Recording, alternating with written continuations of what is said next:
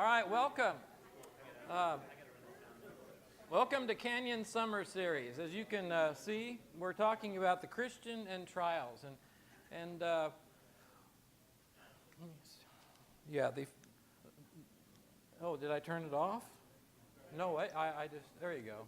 I just want to bring you to remembrance that Mark started off our series helping us to understand, what are trials, where do they come from, and that was a very important study, because I think sometimes we fail to see that trials can come from various areas in our life, and sometimes they're even internal. The point of the discussion in our series is, how are we as Christians going to endure these trials? How does God want us to endure these trials? Last week we talked about, what is true joy, and we're going to talk about that in a little more detail tonight. But and then the second question was, how can I endure trials and still be joyful? And of course, all these questions kind of run into one another, and actually, you'll find that what I'm talking about in my two classes is probably going to be repeated in some way by the next speaker and followed by the next speaker, because it is so intertwined, this idea of well, when you think about James chapter 1, he talks about trials. He gives the entire equation. This is what you're enduring, and this is what it's going to provide you, and how it's going to build you up in the long run if you endure it with joy. So that's what we're going to continue that study tonight. We're going to begin with a prayer, and I've asked Brother Wayne to lead us in that prayer. Let us bow. Father, again, we're grateful to be able to come together at this hour. And we pray as we fasten our thoughts upon the subject of trials, that you bless the message tonight, and give us understanding of your word and the benefits that we can gain from understanding that word. We're thankful for the love that you have for us. We pray that as we go through our lives, that we might manifest that love to others as we seek fit to join them in various activities. Bless the time together tonight, we pray. Amen. Okay, so tonight what we're going to do is we're going to talk about two additional questions. And up on the board in red there you see is, does this mean I always have to be happy? And see, we talked about joy last week, and today we're going to talk a little bit about happiness, because I think in order for us to understand what joy truly is, we should probably understand what happiness is all about. And then, of course, finally, the last question there in blue is, if I don't have joy, am I failing in my Christian walk? And I'm just going to suggest that almost every Christian, if not every Christian that's ever walked the face of the earth, when they find themselves without joy in their life, they probably, when examining themselves, feel like something's missing, right? And we've often probably as Christians, we've heard this from people when we, for some reason, they're interested in us and they want to know about our faith and so on, and we wonder why, and they'll say this, and you know it. They'll say this. They'll say, well, you know what? You just seem to have something in your life that I'm missing. And so that, what Peter talks about, that hope that is within you, it's a real thing. It's observable. And joy, I'm just going to suggest to you, Christian joy is observable. So let's first talk about this idea of happiness. First of all, happiness comes from a root word, which means chance. And so as you can see on the screen, that's where we get the words like happening and so on. It's by chance. So happiness is a circumstantial thing. In other words, happiness depends on something that happens to you. So if you will, it's reactionary. So happy things happen, and they make us happy, right? Now that seems kind of rudimentary. We think, okay, what's the big deal? Well, can you see there's a difference between what would be happiness and something that we have been talking about, and that is joy. There is that difference. Happiness is a reaction to something that happens to us. Can you give us a good example of something that happens to us that makes us happy? Grandkids come to Bible class. What's that? Grandkids coming to Bible class. Yeah, there's not a grandparent here that's not going to agree 100% with that, right? Yeah. All right. Being a grandparent, new news there. By the way, did anybody hear that Mark is going to be a grandfather? Yay! Is there anybody that hasn't been on Facebook, their email, or their phone answering machine? We'll have to layer that. That's right. There'll be 175 FedEx packages received tomorrow morning. Okay, so happiness, that you say these kind of things make you happy, right? Just a couple more small things. What makes you happy? Get a raise. Oh, get your raise. Okay. Anything else? Rain? I like you. I like you. I like that kind of agrarian attitude. Rain. That's right. That's right. There's a lot of that. Okay. So there's just lots of things. And you know what? Is it different for different people? Yeah. Things that are going to make me happy may not make you happy. Rain, for instance, makes me extremely happy. Dogs make me happy. Some mental patients, that'll go unmentioned who preach here, don't like dogs. Right? There's no happiness in his life when he sees a dog. For some reason, he likes that irritating fuzzball with claws called a cat. But that's his thing. So happiness it's relative, right? Anyway, so just happiness, if it's based on circumstances, I just want to suggest to you that joy is based on your faith in God. Joy is something deeper. Joy, as we talked about last week, when you define the word joy, I read a lot of definitions, but the best thing, I guess, to wait for me to articulate it from my own understanding is it's just an inner gladness. It's just, there's something going on inside where it's just, you're I don't know, full of joy. I don't, I just can't seem to articulate. Anybody care to try to articulate joy?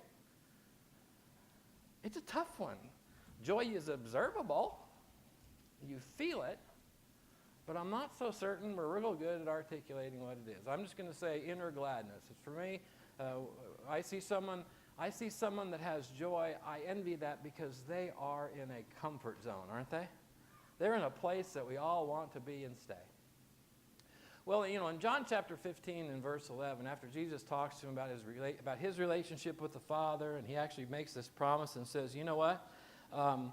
If in verse 7, if you abide in me and my words abide in you, ask whatever you wish and it will be done for you. And he goes on to talk about this relationship he has with the Father, and that when we please him, we please the Father. And he goes on to say that these things I've spoken to you, that my joy may be in you, and that your joy may be full.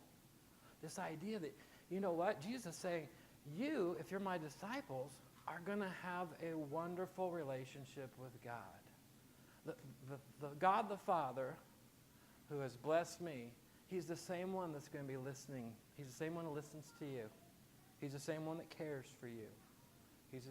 He is my Father. He is also your Father. This should give you joy. There's a couple questions on this board I want us to look at. We talked about what gives you joy, what makes you happy. Hey, when have you been most unhappy? You could almost do the reciprocal of what we just talked about. The grandkids aren't coming to Bible class. I didn't get my raise. It didn't rain. Right? Right? But let's we're all adults here, and I think when we're talking about trials in life, we ought to be free to go ahead and talk about things that really do cause us unhappiness in our life. And so, Janie?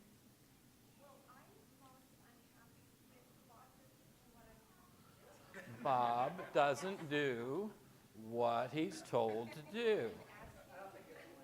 Yeah.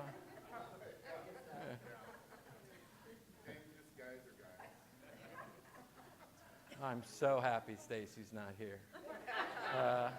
Yeah, there's... yeah. So happy you said that. That's right. Well, when you find yourself the most unhappy in your life, what are those situations are usually pretty... the reason you're unhappy is that they have a very profound negative impact on your life.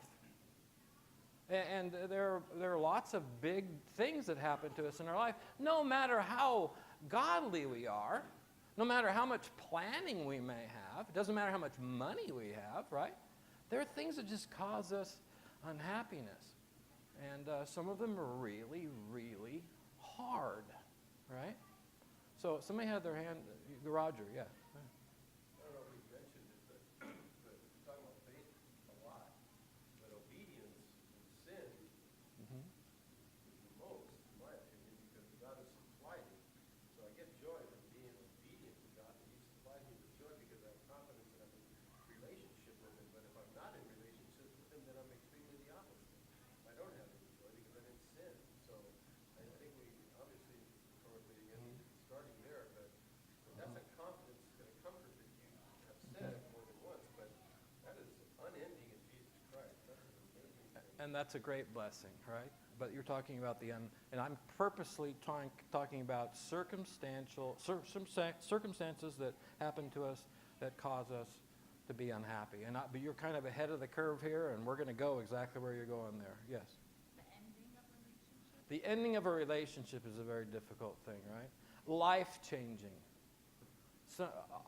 Some people, when a relationship ends, they may enter, if they're not careful, they could enter into a kind of a period of despair or depression in their lives, can't they? It can be overwhelming. I've met more than one person who came home one day only to find that the love of their life, their best friend, their soulmate, is no longer there. Nothing they did wrong. But now every plan that they ever had, every dream that they had thought of is now over, and they had no control. Very unhappy circumstance, right? Yes? Our mother had Alzheimer's for about 11 years. That was very unhappy. Right. But, I mean, we had hope as she's a Christian. But Mm-hmm. so many people I know, my parents, Right. they aren't Christians, you know. We could have happy moments. Right. And it's very unhappy time. Well, and I think Lori brings up a point. I'm just going to divide it into two here. Is, when we have what you're talking about is you're observing someone who's enduring a very difficult time, That's right? a relationship that's gone. That's right. Watching someone endure something like that is often, I think it's always been harder for me to watch someone endure a health issue than to actually endure the health issue. And watching when I had a terrible problem about 5 years ago where it was touch and go for a while, and I would cry in bed when my wife would come visit me, not because I was in any pain, it was because I saw the heartbreak in her eyes, the concern. It was hard. See, there are hard things that happen to us. People in this room are dealing with severe illnesses. People in this room are dealing with watching and having to cope with helping someone endure illness. And these are circumstances that we face, and they can make us very unhappy. And although they can make us unhappy, they are not necessarily going to rob us of our joy. Joy is something we control. Joy is something that is a blessing. One of God's great blessings is that God has told us, you know what, just rejoice. Rejoice in the Lord always. Again, I say rejoice. And again, 1 Thessalonians, he says, just rejoice. Rejoice always. It's something that we understand we're saved. Then there's something we have that we don't have to lose. That's the most important thing in our lives, is our relationship with God. I don't want to go fast forward too much. I just want to make the point that there are unhappy things happen to us. But just because terrible things happen to us or those that we love, we can still control whether or not we have joy in our life. Okay? It's not easy, though, is it? Now, let's just talk about when you've been the happiest real quick. Not things that make you happy. I want the single happiest moment in your life. The day Bob listened to you, Jamie, right? Right? When Bob finally said, yes, dear, right? Right? Now, let's talk again. Let's talk about something real adult. What's the happiest day of your life? Wedding day. Very good. A wedding day. Of course, she finally said yes. All the conniving and the manipulation has worked out. Connie? Babies. Oh. Is that why these adult men get up here almost hysterical and giddy whenever they announce that there's going to be a new child in the congregation? It's a joyful thing. I'm sorry, did anybody know that Mark is going to be a grandparent? Anybody? Tracy just found it. Congratulations. Yeah, yeah. So, yeah, okay, a marriage, the birth of a child. Yes? When your child, I guess, tells you that they love you or says something super nice without you having to ask for it from them first. When your parenting is working. Successful parenting brings joy. Yes. Well, how about, I'm just going to throw some out there. How, What were you saying again? You're, that's right. That's right. That's right. I don't think there was maybe a dry ice, dry eye in the home when Nick was baptized. Am I guessing? Huh? I'm just guessing. Yeah, because there you have someone you're raising and you truly love and you admire, and he's become an adult in the way of his thinking, and now he's recognized the importance of God in his life. And I mean, the future, it just looks so good, and it's just what a milestone, right? That brings us happiness, right? There are wonderful things that happen that make us very, very happy. But again, they are circumstantial. In their relationship. It seems like the common denominator is they're all about relationships. Because life is about relationships, isn't it? It's not about stuff, right? It's about relationships. Well, I think it works the same way too as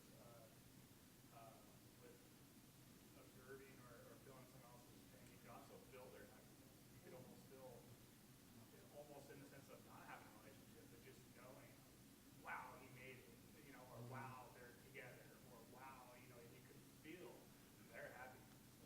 Rejoice in the Lord always. And you got to say rejoice. We talk about that, but we also talk about you weep with those who weep, rejoice with those who rejoice. It's part of being a Christian community, like this relationship. We do share the burden of difficulties as a family, but we also share in the if you will, the joy of each. I mean, there's no doubt in my mind that there are people in this audience that are nearly as happy as Mark about the announcement this morning.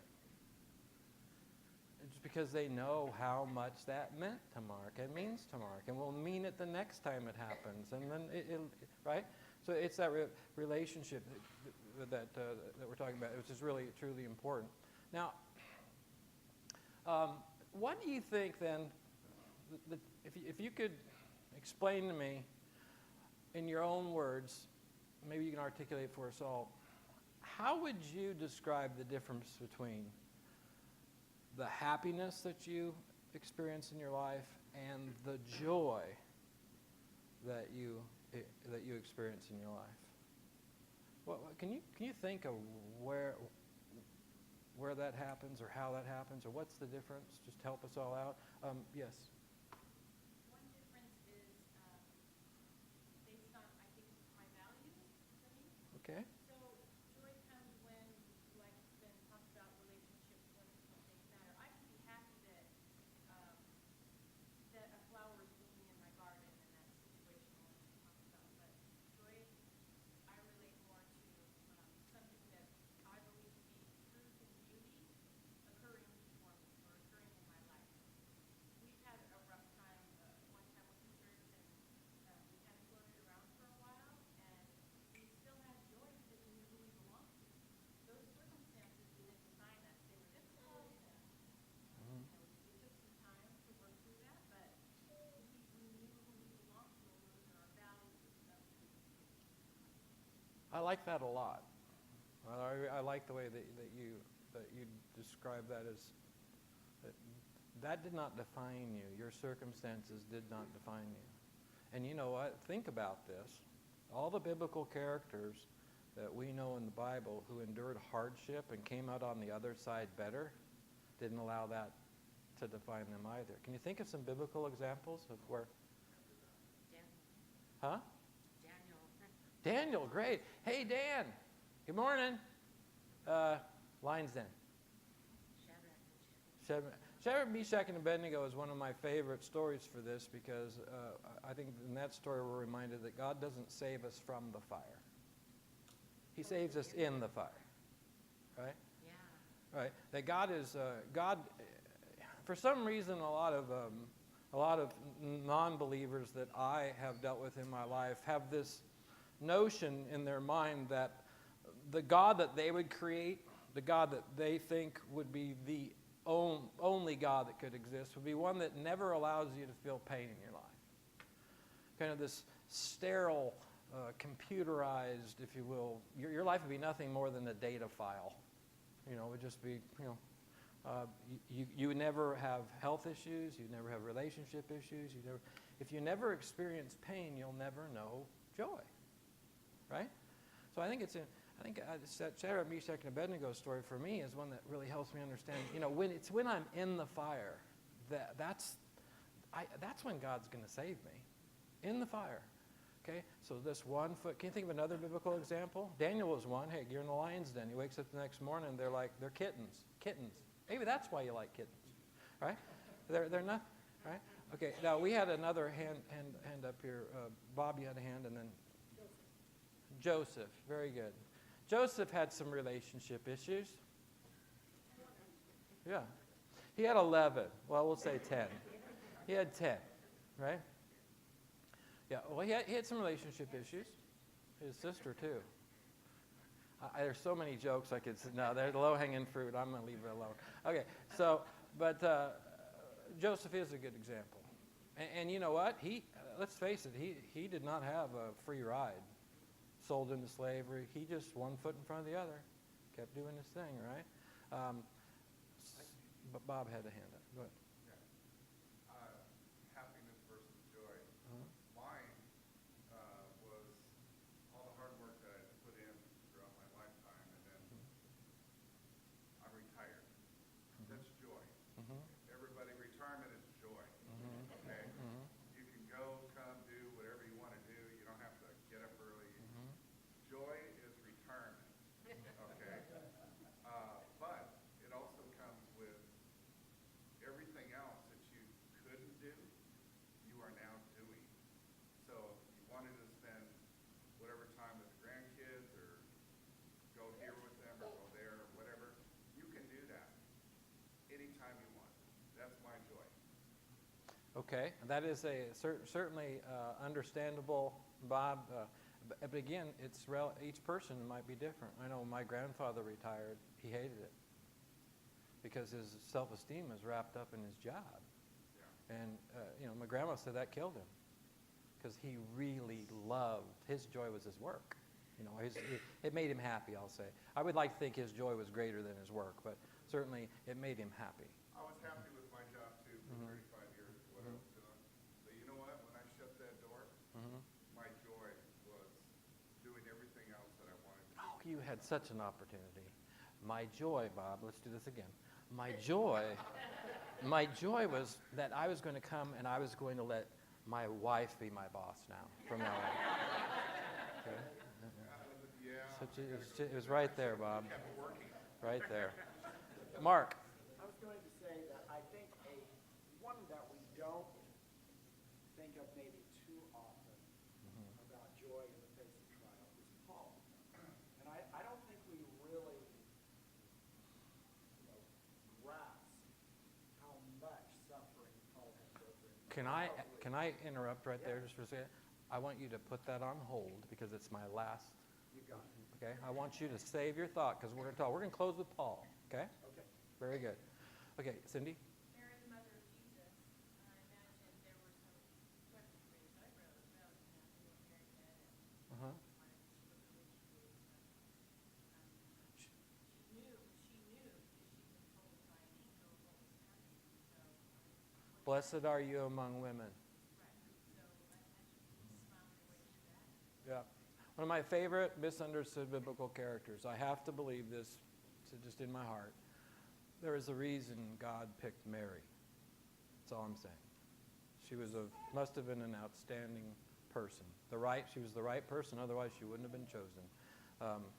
It frustrates me when people try to find something wrong with Mary. It just troubles me. It's like, really?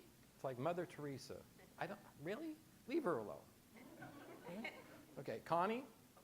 I think the difference more between when I think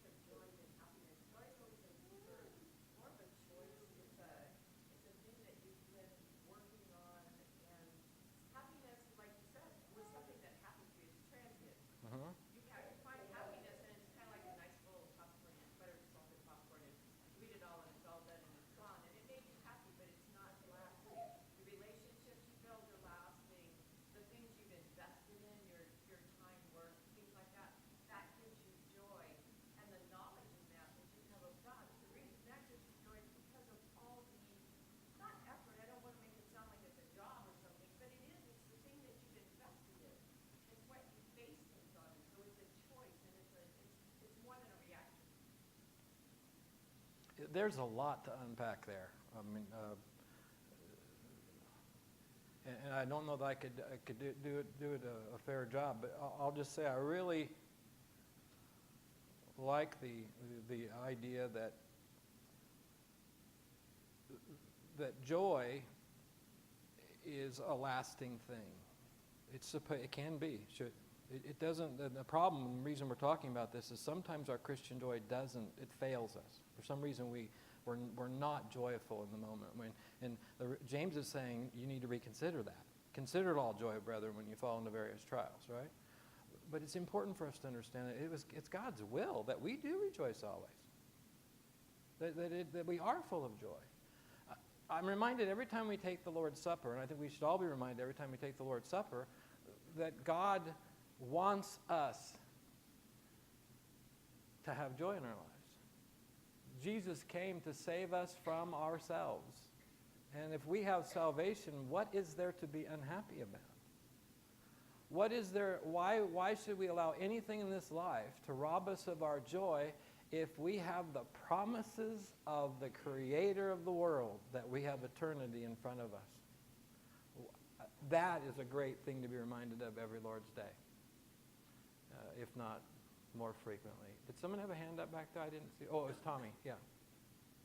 I think one of the things that makes this difficult is because, like, when happiness and joy are both, flowing at the same time, Mhm. it kind of gets mixed up where it's harder to discern. But when, like, I'm thinking of when the apostles were, thrown into prison, examined and pretty much found innocent of everything except preaching Jesus. So just for good measure, they were beaten. Or when Paul and Silas were thrown into the inner prison, if you were to say, okay, now where does happiness and where is joy in that situation? There wasn't much happiness Correct. about the circumstances, but yet the conclusion was they're going to sing some praises and have some prayer and rekindle the joy, because the joy actually comes from God through the Holy Spirit. That's the source of joy, and so therefore that joy is always accessible, and happiness, like it's been said, is transient, and there's circumstances we can't control. So I might be happy and joyful most of the time, but there might be times in my life where I'm not really happy with certain circumstances, but yet that joy is available because I'm still connected to Jesus, like you had said, and that avenue of His Spirit pouring supernatural attributes into my life is still intact. He is articulate, isn't he? Yeah. Yeah. And you've had a trained conversationalist now, Colleen, all these years, so you could probably, that's very well said, Tom. Now, let's kind of get to the meat of the matter there. The question I have up here is, how is having joy in Jesus' love for you give you joy during tough times? Now, it doesn't. The question doesn't do what I wanted to hear justice, but the bottom line is we hear about this love of God, about this relationship with God, and so let's take a difficult time in our lives and tell us, how do you maintain joy in that difficult time? Speak freely. Like I say, we're all adults here. I don't want to skate around the purpose of the entire lecture, right? This is when it's hard, isn't it? It's hard to have joy in difficult times, yes. But you're grinning. I love this. Go ahead. Perfect. When you have that joy, you know that it's Jesus' love and it's God's love for you. The trial is not your fight. You're not the one who's going to fix it. You're not the one who's going to take care of it. And to know that you can kind of stand behind somebody and beside somebody who's going to take care of everything for you and do the things that you don't even know that you need. It's easy to let it go. Wow, letting things go. It's hard. That's hard. Yeah. When my stress-related stroke happened and the doctor said, well, what do you think happened? which is kind of odd. You're paying a guy that much money, and he wants to ask me. But he said it was. He actually told me it was stress related, and he said, what's the stress in your life? And I explained to him that was just, in my situation, it was just stressful. He says, you preachers really get to me. Oh yeah, give things over to God. You tell everybody that all the time, and yet you refuse to do it, and it almost killed you, right? So I think it is good, like you say, it comes a point in this life where you just have to kind of give it over to God, right? You just have to give it up. There comes a time where you realize that I've tried to be the best parent that I can be, and yet my child isn't going in the direction I wanted him to do. Well, you know what? I'm going to maintain my joy because I believe in the promises of God, and God, I know, loves my child more than I do. And if God so loved the world, he gave his only begotten Son, that whoever believes in him should not perish but have everlasting life. Jesus died for my son. I'm going to maintain my joy in the promises of God, right? I mean, there just comes a time you just have, like you say, you just have to give it over. You have no control. There's some things you just have no control of. So you have to have faith. God is in control, right? Don't be a Nebuchadnezzar up on the wall going, hey, look what I've done, look what I've done. This is a great city. I can't do an impression of a guy eating. Like, no, I can't. But, boom, your world changed, Nebuchadnezzar. Why? Because God is in control. Give God that, okay? You don't want him in control. You don't want you in control. You want him in control. Somebody had a hand up. Was it Kirk? So in addition to being beautiful, Sweet Sue is also, she's really smart. So this kind of whispered something to me here. It said, we're talking about this. It said, joy is peace. And so I started thinking about that. It's like, for me, I think too many Christians try to white knuckle things and try to get through and say, I'm going to be joyful, I'm going to be joyful, I'm going to be joyful, without, I think, resolving some of the conflicts in their life. And so for me, thinking about what Sue said, joy is a result that comes from God. As Tommy said, I think joy, this joy that we covet so much, we want to have, and we experience it when we are at peace with God, when we are at peace with other people in our relationships. Even if there's sadness about situations of loved ones who have made poor choices, and we mourn those choices and we're sad for them. And as Tracy said last week, sometimes through trials that are very difficult, the only joy that we have is hope, joy in hope of a better future for them. And we can rejoice in that because there's still time for that. But the more I think about what Sue said, that makes great sense to me, is that I experience this joy that God wants us to abide in, to experience, and to just be enveloped in when I'm at peace with him, when there's no conflict there, when I'm honest about my sins, my shortcomings, and when I'm honest about those kinds of shortcomings with other people, and I'm at peace with things in my life, then I'm free to experience this joy that God gives me through his Spirit. Well said. Well said. I guess, Mark, go ahead. Tell them. I know that's not a bid. It's all right. All right. I think that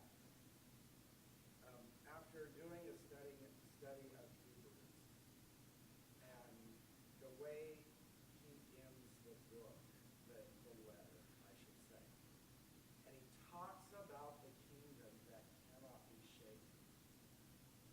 It is amazing to me that he says that. Well, of course, God knows what's going to happen, because I truly believe this happens just a year or two before the destruction of Jerusalem, which could not have been more dramatic and traumatic to even a Jewish Christian to see the city of God, so to speak, as they thought of it, and their temple absolutely destroyed. And God's word comes back to them. You have received a kingdom which cannot be shaken. There are things in your life which can never be shaken that God has given you. Those cannot be touched. And that's, I think, when you're at maybe your darkest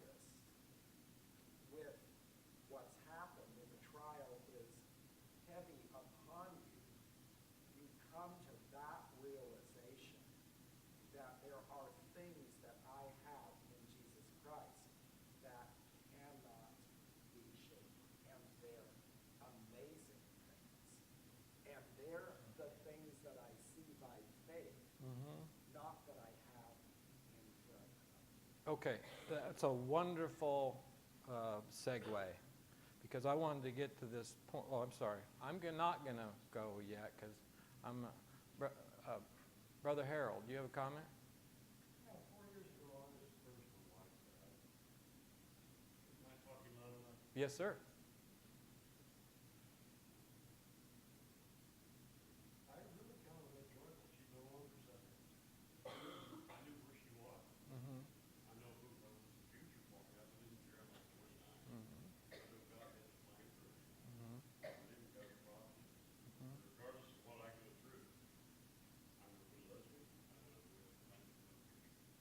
It makes no difference. Certain circumstances really don't make a difference. Okay, and that's a very mature Christian worldview, which is... It took me a while to Yeah. get there. Let me... Yes. Yeah, yeah. Let me just fast forward here to a couple. I think I'm just going to suggest some truths. First of all, life isn't about you. Agreed? A person who's living for themselves is a very miserable person, right? But secondly, life isn't about this life on earth.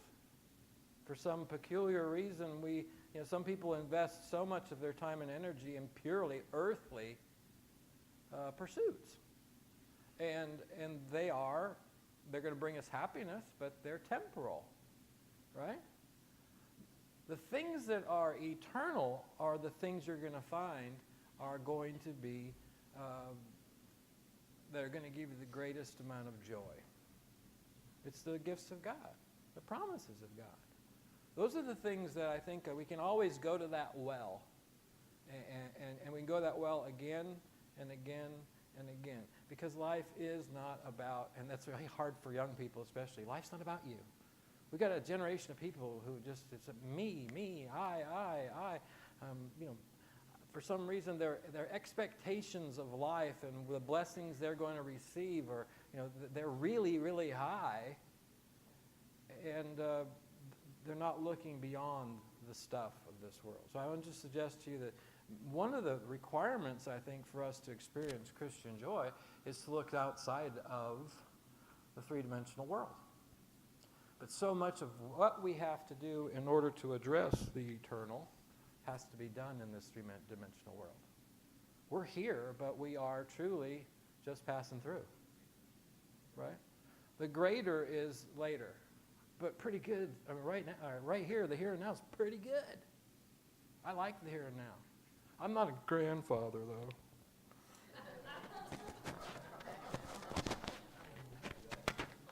Just saying. Mm-hmm. But and I think that is important. Let's stop there, because we're kind of running out.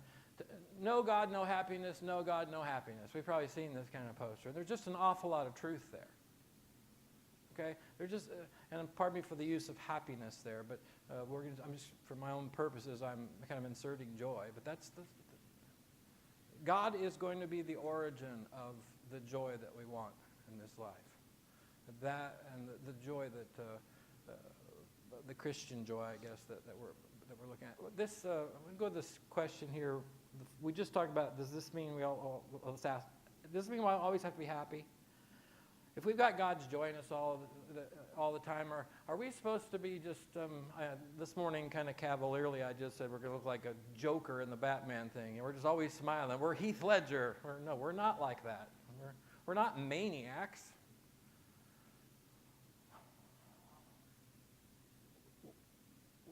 Can you be unhappy and still have joy in your life? Go ahead, give me an example. So I can't go to Paul now?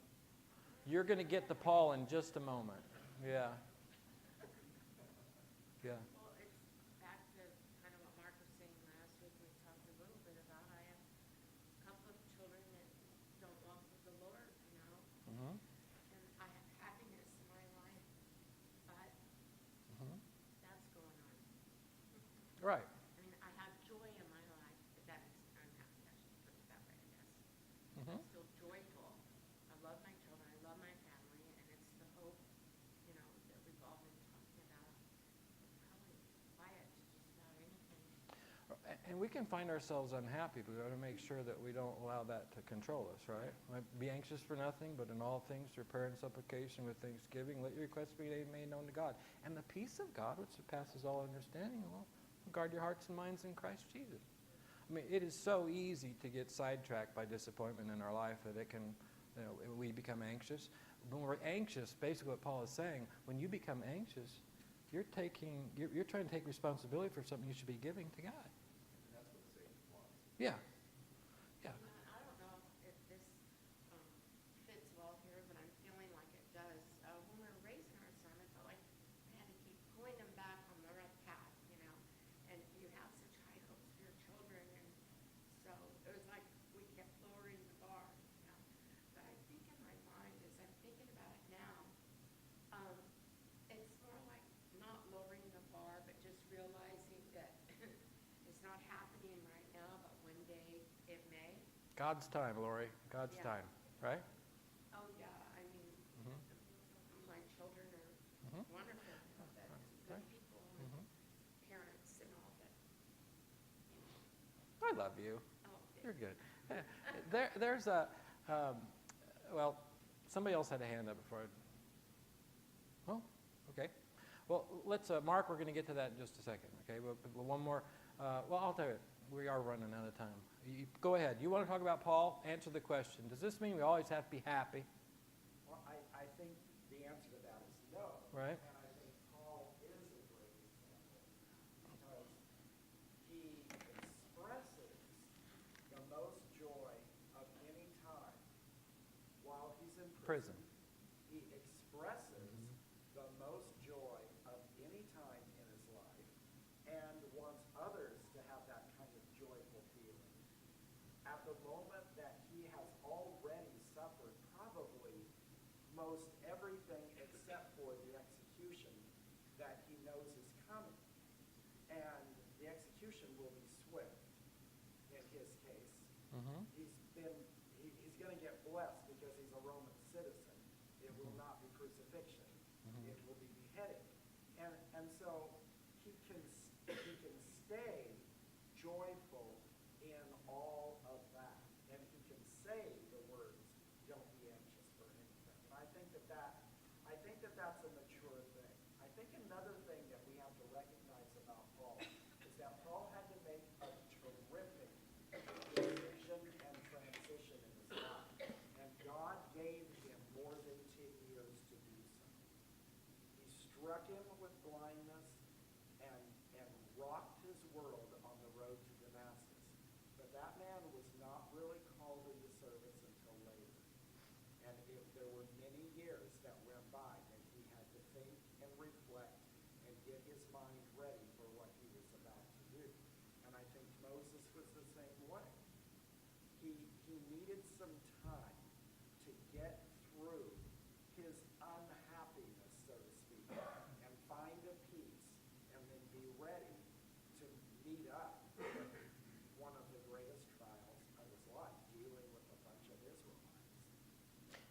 That is a really powerful and important point that you're making there. That, you know what? Sometimes it takes us all a little time to become who God wants us to become. That we don't just snap our fingers and automatically become the embodiment of James 1.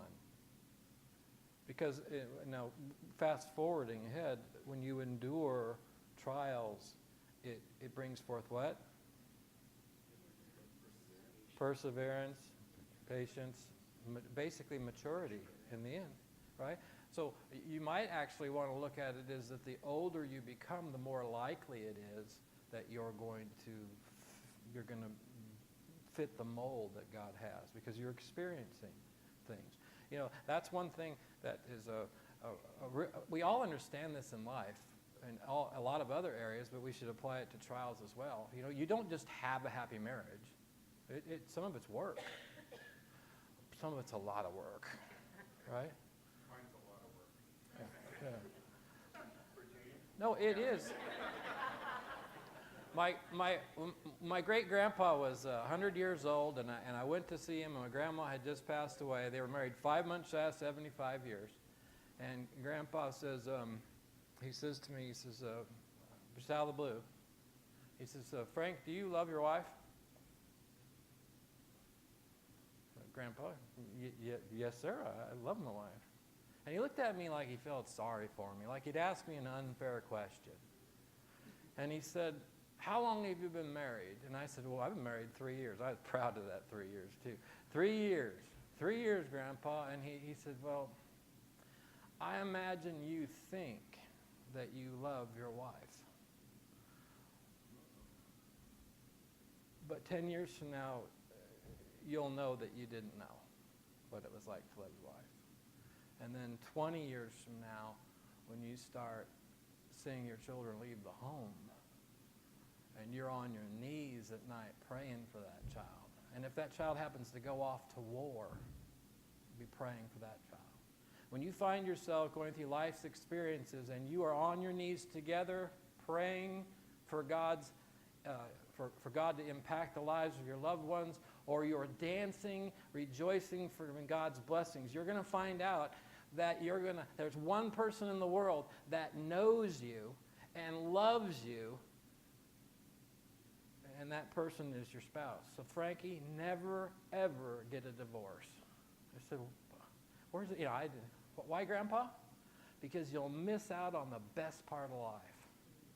Growing old with the only person on the planet who knows you. And I thought that was really insightful advice, right?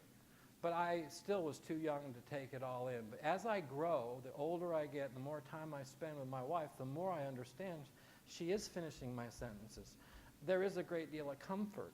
I know what's going on in my life because we have developed this relationship. It is no longer work to be married. It is just it's just a joy to be married. Don't let that get back to her. I got her fooled. So, but in all aspects of life, I think that's the way it is. The more that you endure things in this life, the more mature you become, and the more adult, mature worldview you have.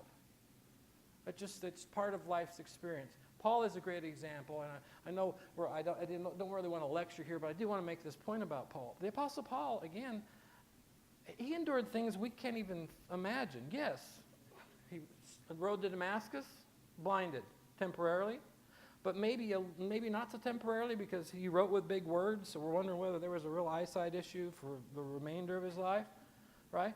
We don't know for sure. But when you look at that 2 Corinthians chapter 11 passage where he talks about things, and 5 times I received from the Jews 39 lashes. 5 times. 3 times I was beaten with rods. Once I was stoned. 3 times I was shipwrecked. A night and a day I'd spent in the deep. I've been on frequent journeys and dangers from rivers, and dangers from robbers, dangers from my countrymen, dangers from the Gentiles, dangers in the city, dangers in the wilderness, dangers in the sea, dangers among false brethren. I have been in labor and hardship through many sleepless nights, in hunger and thirst, often without food, in cold and in exposure. Apart from such external things, there is the daily pressure upon me of concern for all the churches. Paul had every opportunity in life not to have joy, right? And yet at the end of his life, when he's writing to Timothy, what does he, and I'm going to fast forward, what does he say? I'm already being poured out like a drink offering. The time of my departure is near. I have fought the good fight. I have finished the race. I have kept the faith. And now there is in store for me a kind of righteousness, which the Lord, the righteous judge, will reward me on that day. And not only me, but also all who have longed for his appearing. The Apostle Paul was probably a hideous individual to look at. 5 times he'd been beaten with leather. I don't know if you've ever seen anybody's body after one time of getting 39 lashes, but you're scarred for life. It's hideous. 5 times it happened to him. How many times that came around, hit him in the face or other exposed parts of his body, I have no idea. But they threw rocks at his head till he thought he was dead. So he must have had some kind of physical issue there. He didn't talk well. I wonder if that was from the injuries to the head or whether he just wasn't a good public speaker. The bottom line is, the Apostle Paul, when he came walking down the road, if you knew at all about Paul, you probably knew who that was. Probably you didn't have to be a Christian to know that there's this guy walking around that is just hideous to look about, and he is an apostle of Jesus Christ. And at the end of his life, he's going, I fought the good fight, finished the course, kept the faith, and therefore what? There's something outside of this world I've been looking forward to the whole time. But not me only, but to all who love his appearing. See, the Apostle Paul, I think, could maintain that joy because his goal, his only goal in life, was to get himself and everybody he could come in contact with to be in heaven, a place which is not here. But he only had time while he was here to get all that done. The joy, the true joy, the eternal joy that we are all promised takes place once we're gone. And therefore, I think that is really, the immature perspective that the Christian needs to have. It's not about us, and it's not about now. We only have us, and we only have now to make sure that we have our best opportunity to experience joy and to witness that joy experienced by others. Amen?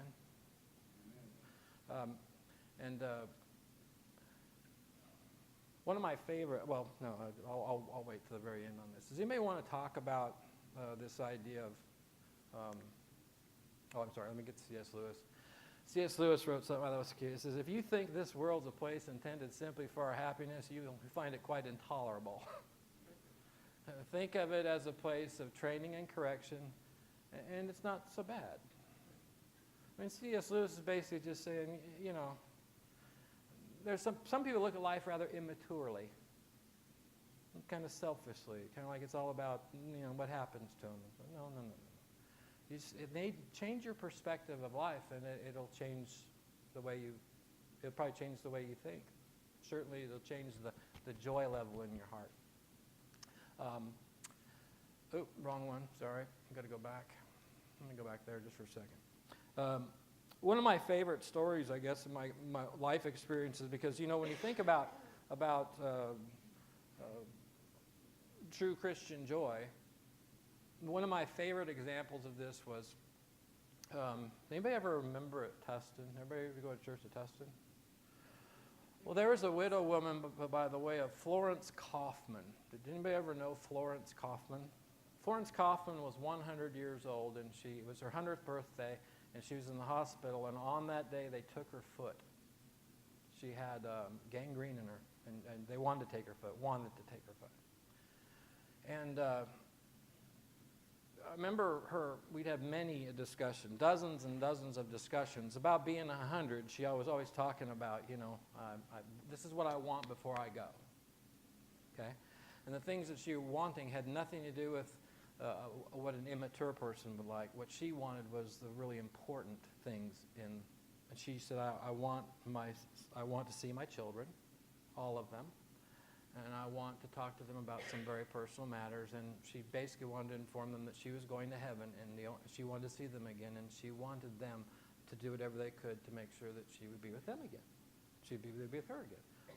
Rather mature worldview. Very difficult for a young preacher to comprehend because I'm not at her maturity level.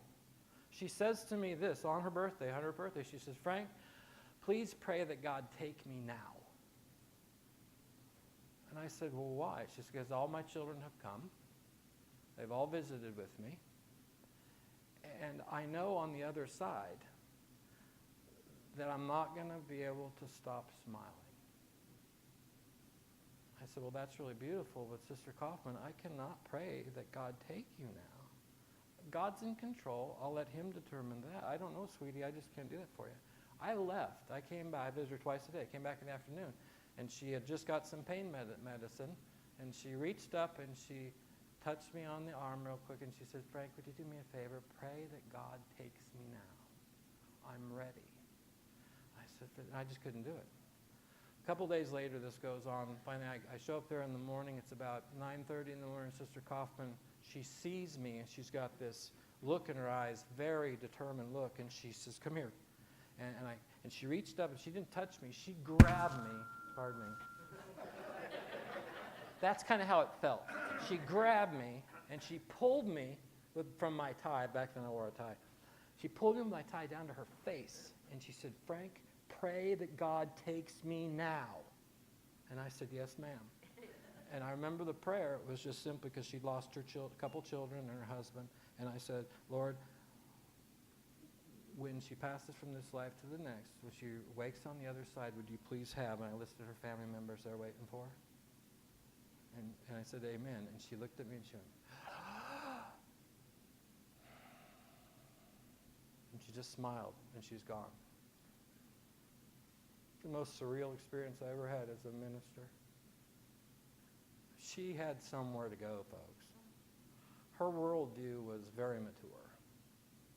She had lived 100 years, and she knew that all that was on the world was vanity. And all that was ahead of her was the joy that was promised by God. And that's hard to get to. It's hard to get to that place in our life where we recognize no matter what happens to us, that this is temporary, and God's going to take care of us here. But really, life's all about that great reunion beyond. It's about living with God for all eternity. It's about meeting Jesus face to face. It's about all those biblical, those heroes that you want to talk to. Or if you want to visit with Mary, you'll have your chance, right? But I'm going to see my grandparents again. I want to see my aunts and uncles again. I want to see, when I'm gone, I want to know that my children are going to be there, right? That's what it's about. Life. God promised us, folks. God so loved the world, He gave His only begotten Son, that whoever believes in Him should not perish, but have everlasting life. Do you believe that promise? I do. Right? So that, that should give us joy. Florence Kaufman had joy when she died. The most amazing thing I ever saw. Right? But in our world, there are going to be lots of things that can possibly, if you will, compete with that joy in our lives and get us distracted. You can have difficulties with your employment. You can have difficulties with relationships. You can have health issues. You can have a lot of different things happen to you.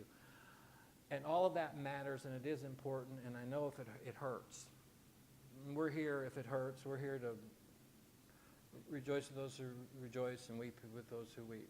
But understand this, God loves you more than I do, and more than all the other people here do. And in the end, we win. Right? We're on our way to heaven. If they were getting a bus to go to heaven, we'd all get aboard, wouldn't we? In a sense, that's kind of what we're promised. So let's not allow that to rob us of any other worldview, to rob us of our joy. We're out of time here. But, next week, what we're going to do is we're going to have Dan is going to talk about trials and endurance, and then, of course, we're going to have Tom talk about trials and maturity. Which we've kind of overlap a little. Sorry, Tom, to have done that to you, but I know you'll have plenty to say in that regard. Does anybody want to say a comment before we close for this evening? Mark? If you have anything to say, Mark? I'm sorry, Mark's a grandparent. Did you guys hear about that? Or are you going to? Go ahead.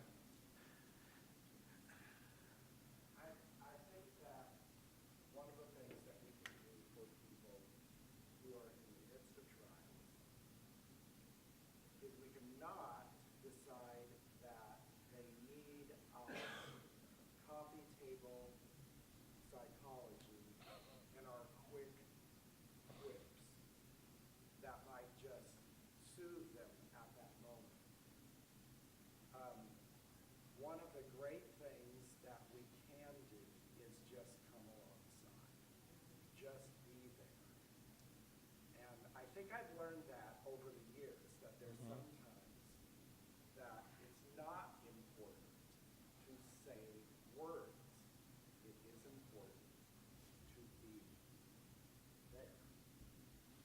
It's very, very important. Can I tell one more little story? Because I got the zillion, but this is so funny. It's funny because, in my lifetime as a minister, I dealt with a lot of people. And some of my favorite people are also people that just made me laugh, okay? And sometimes laugh, and you'll know why. But I was preached with a guy who's a little bit like that character on Big Bang Theory, Sheldon. He had a bit of Asperger's going for him. And at any rate, he, and which is great, brilliant man, by the way. But I remember one time one of the brethren had been married for 40 or 40-something years, almost 50 years, and it just happened that God called home his wife. And I got a message to come to St. Joe's Hospital, and I show up there, and I walk in the room, and there's the fellow, and he's standing at the foot of the bed, and he's looking at his wife, and I know not to say, I've experienced not just to say, I love you, and I put my arm around him, and I gave him, because what I'm seeing is a 70-something-year-old woman in bed, and she's just gone home to be with God, and I recognize that what he's seeing is a 20-year-old bride, and 50 or some odd years of memories. There's nothing that I can say to him that's going to make any difference at this moment, right? And then in through the door comes my good friend, and he just, like you say, he walks in the door and he says, well, and he says the guy's name, I imagine right now you're going through the first of 5 stages of grieving. And I looked at him, I go, no, no, right? But see, I think sometimes different people, he wanted to help, and we all want to help. But what you're saying is, sometimes helping is best done by not saying a word, right? Just being there, right? So, but I think that's a very good point, and I appreciate that. And I appreciate all your comments in this class, and I pray that we, at least from my 2 lessons, that we walk away knowing that God wants us to be joyful.